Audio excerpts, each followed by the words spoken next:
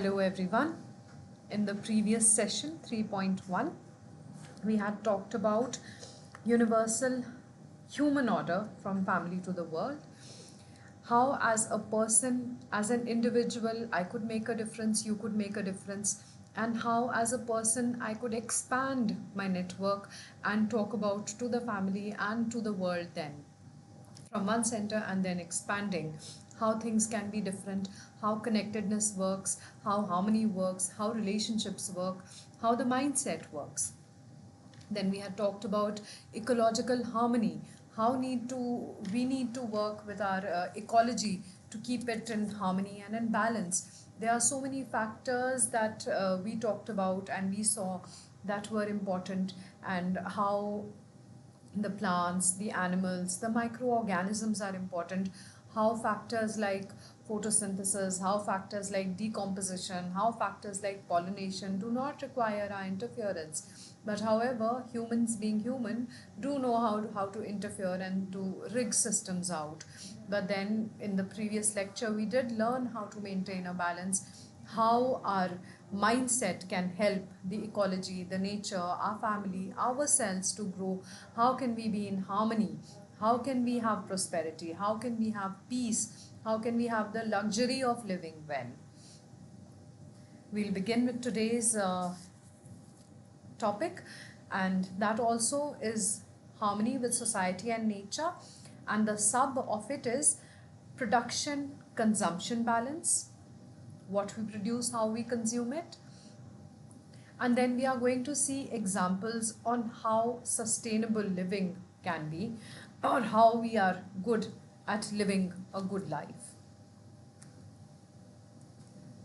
So, production consumption balance, harmony with society and nature, particularly in the context of production and consumption, is about finding a sustainable balance that allows human civilization to thrive without depleting the Earth's resources or irrevocably damaging its ecosystem. Now, what we are talking about here is that we should only take of how much we need. We need not hoard. Suppose if I need a single pen to work with, I should just sustain with one pen and not have 10 pens. So that, if not one, then the other, if not the other, then the third, and so on and so forth. But if I have one working pen, that should solve my purpose. Having 10 pens and the use of one goes against production consumption. That's basically called hoarding then. I'm just gathering, or we are just gathering things unnecessarily. For example, like when COVID happened.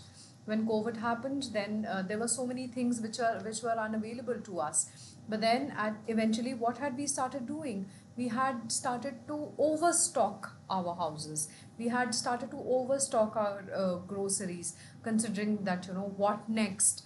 But we did know that things will work, things will happen, but yet as humans we were hoarding at that point in time. So we were going totally against the production and the consumption ethic that we are, the balance that we are talking about now. This concept moves beyond a purely economic or anthropocentric view to one that recognizes humanity as an integral part of the natural world.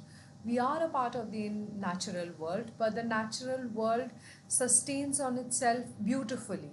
Like the last module, we did say there are so many processes which do not need anything from us, which do not need our interference. But yes, we tend to not do balance. We tend to just be unjust to the system. We tend to interfere and spoil things with our own input, hence disturbing everything possible. Here's how production and consumption balance brings harmony. Currently, the dominant global model of production and consumption is largely unsustainable and out of harmony with nature. Why is it out of harmony with nature? Because we are using more than what is required, than what the consumption is. There's so much of wastage that we indulge in. There's lots of production which is happening. There's so much of felling of trees which is happening.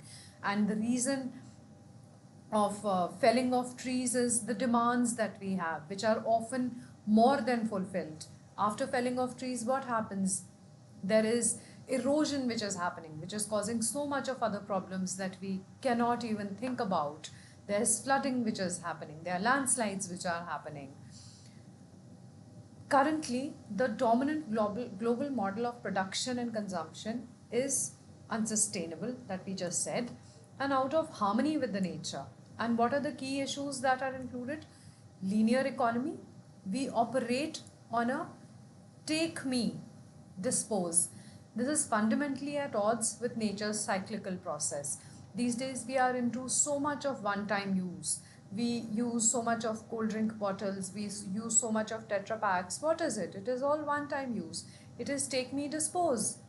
Momentary use and then it is throwing away. It is not momentous. Overconsumption. We are trying to overconsume fuel, aren't we?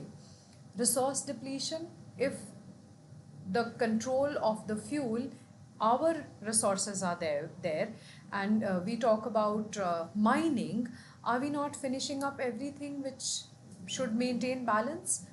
It is resource depletion. Then we talk about pollution. You look at the rivers that we have, you look at the seas that we have, you look at the air that we breathe.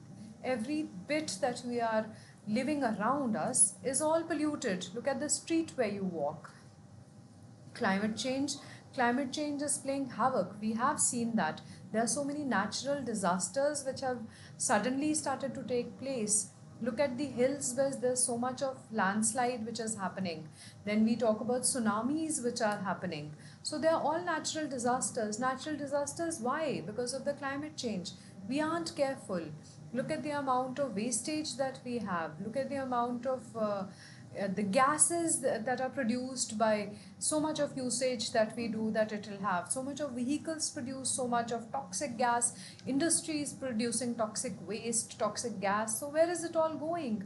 It is enhancing the climate change, but for the bad. Biodiversity loss. We are largely losing balance, largely.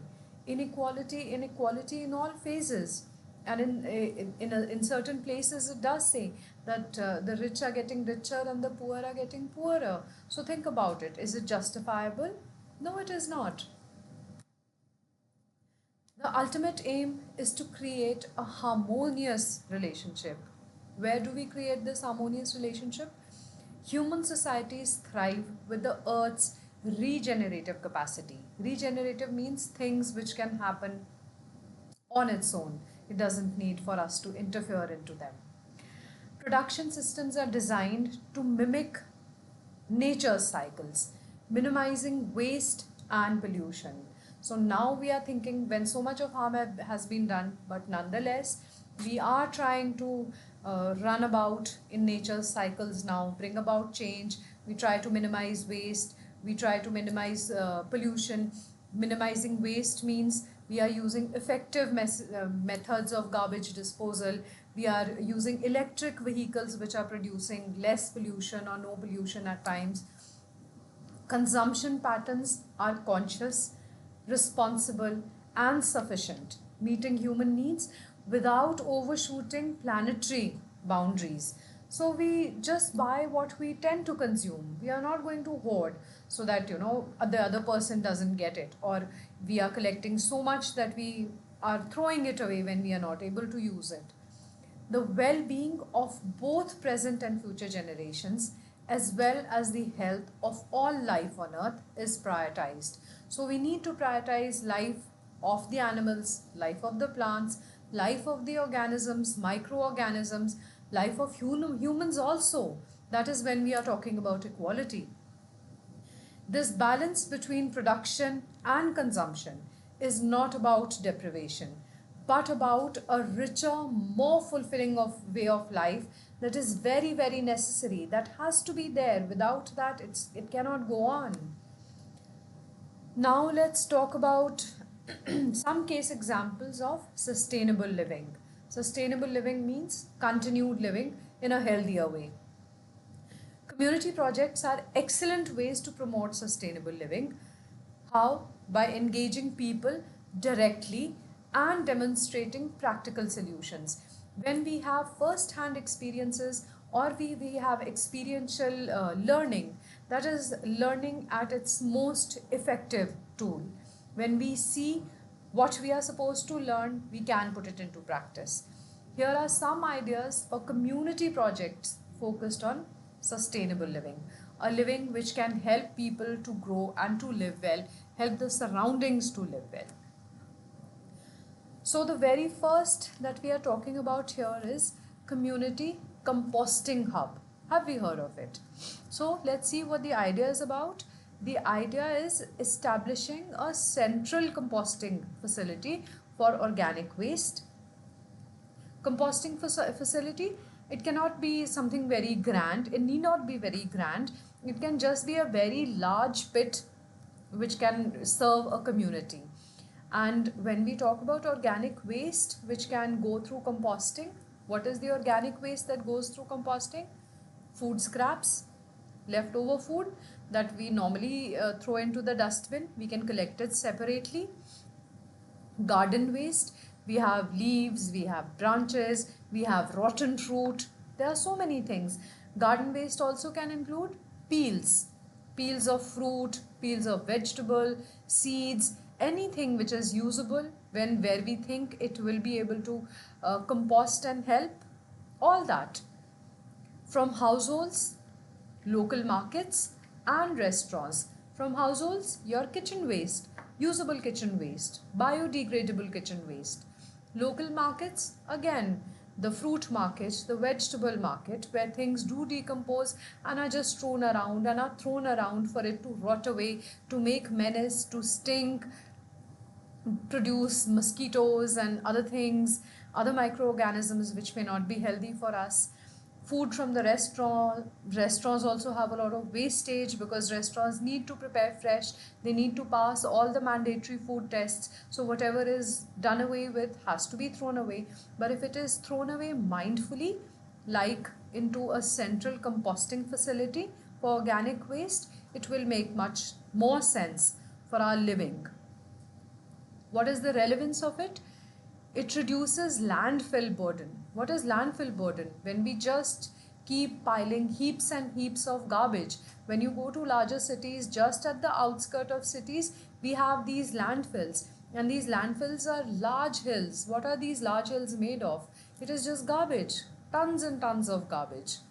Produce valuable compost for local gardens, farms, and tackles food waste. So the compost that is made, where all can it be used so that we do not throw away or we do not heap up, we do not pile up.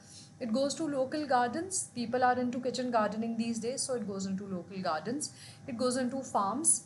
We need compost instead of using artificial fertilizers. Using organic compost is a better idea, is it not? And all the food waste, all the organic waste, all the biodegradable waste is all taken care of. It's not garbage lying around unattended, just creating havoc, creating disease, creating unhealthy environment. How does it work and how can we make it applicable? Workshops on composting should be there, educating people on how to go about it, very important. Collection points, we can have volunteers, shifts turning compost. We can always volunteer on a small scale basis. We can offer collection points. If we have land in our area, if we have land in our vicinity, we can make that land usable by digging a pit, by making it a compost ground, by volunteering it to collect and to process the whole. Distribution of finished compost to the community members of local farmers. Now, making compost is just one end of it. Using the compost is another end of it. And that is basically what is important. That is where our production and consumption balance will come into play. Whatever we are producing as compost and how we are using it for the betterment. How more can we add on to it? Repair and reuse workshops, skill sharing. I know something, I would love to teach you. You know something, I would love to learn. Idea: organize regular sessions where community members can bring broken items. How? Electronics, clothes, furniture, and learn to repair them or share repair skills, like a skill workshop. Relevance, how is it useful? Promotes durability. Anything which has less life, according to us, can be made more durable once it is fixed. Even old cars are refurbished and used, are they not? What are they called? Vintage cars. Reduce consumption and revives traditional repair skills. Traditional repair skills, older people who know effectively how to repair furniture, how to repair electronics, how to repair other things. So everything can be made use of. Their skill can be made use of, and the resources that may have been thrown away can be made use of. And what are the activities? How can we conduct them? Expert led workshops, people who are actually skilled at making other people understand the know how, the go about, everything. Tool sharing library, if we have tools which can be shared, we need to share it. Fix it cafes, where we teach, we actually experientially teach how things can happen, how things can be fixed, how best can we use resources to do it.